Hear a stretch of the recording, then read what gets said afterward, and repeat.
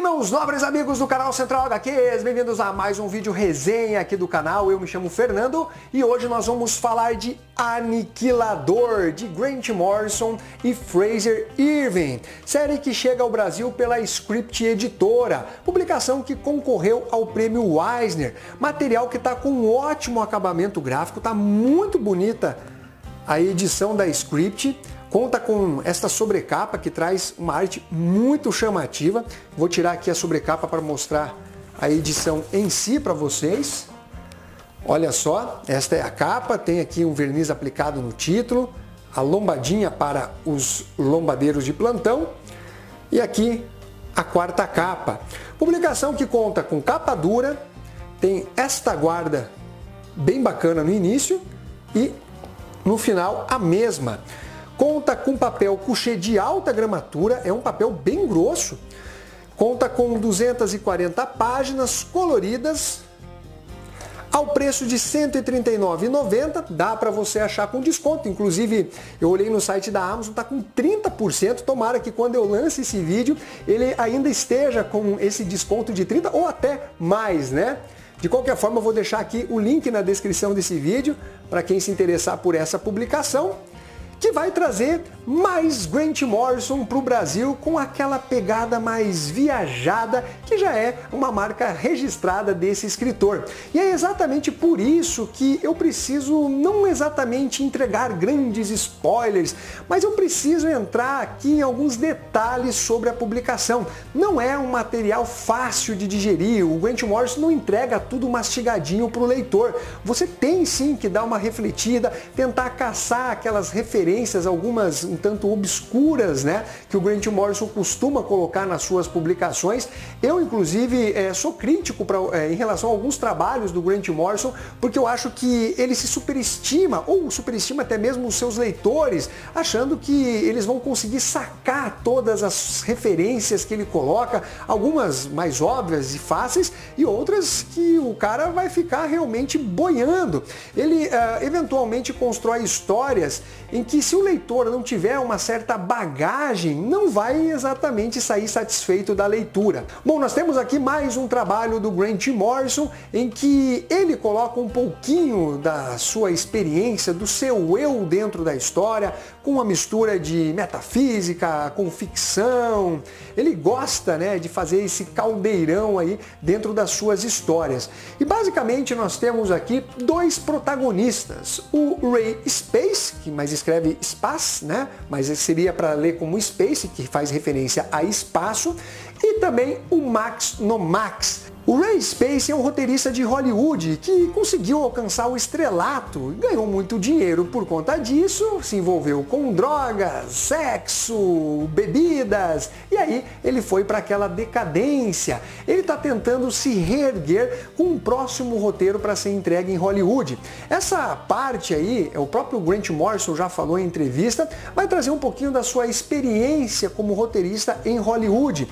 Inclusive, o novo filme do Flash estava sendo roteirizado pelo Grant Morrison, mas foi descartado. Ele ficou bem decepcionado com isso, mas pelo menos, como ele bem disse, foi muito bem remunerado. Então nós temos aqui aquele eu, né, do Grant Morrison dentro da história, mas não quer dizer que é um retrato fiel do que aconteceu com ele ou as suas experiências ali em Hollywood. De qualquer forma, você tem mais uma vez o Grant Morrison se espelhando dentro da história. O Ray, ele está criando essa nova história em que o protagonista dela é o Max no Max, uma espécie de anti-herói perfeito. Esse personagem ele vive num universo criado por um supercomputador divino conhecido como Vada. Esse universo ele é perfeitinho, tem paz, todas as pessoas estão felizes, mas o Max no Max não está exatamente contente, ele está tedioso, então ele tenta ali quebrar algumas regras e exatamente por conta disso ele é tido como o maior criminoso desse universo, só por quebrar ali algumas regrinhas. E é justamente por conta do Max no Max negar esse paraíso que a Vada se sente incomodada e acaba recrutando um aniquilador, conhecido como Jet Marco, um cara muito poderoso que vai à caça do Max no Max. Nós temos aqui uma obra, galera, que brinca com essa questão de ficção versus realidade. O que seria ficção e o que seria realidade dentro dessa trama? O Ray, ele acaba conhecendo o Max Nomax, que é um cara muito articulado, astuto, bom com as palavras, se apresenta como o personagem criado pelo próprio Ray e ele, quando aparece dentro da realidade do Ray, se é que é a realidade realmente dentro da história, ele esclarece que com a sua chegada dentro da realidade, acabou gerando uma espécie de tumor, de câncer, ali um buraco negro dentro da cabeça do Ray, o roteirista de Hollywood. E ele alega que é um câncer inoperável, não tem o que fazer. Porém, caso o Ray ele continue contando a história do Max Nomax, fazendo revelações sobre a sua jornada, sobre o seu futuro dentro da história, esse câncer vai diminuindo aos poucos, porque estaria sendo liberado ali na forma de história, de narrativa. Esse quadrinho não traz diálogos fáceis, alguns parecem até uma espécie de charada, de uma adivinhação que o leitor tem que fazer para ter um maior entendimento da história. Ainda que o Grant Morrison ele coloque ali aquela luz no final do túnel, indicando, né, qual é o caminho que o leitor deve seguir, não é realmente uma história muito fácil. Nós temos aqui personagens muito bem trabalhados pelo Grant Morrison, inclusive o Ray Spacey e o Max Nomax, fisicamente falando, eles se parecem bastante.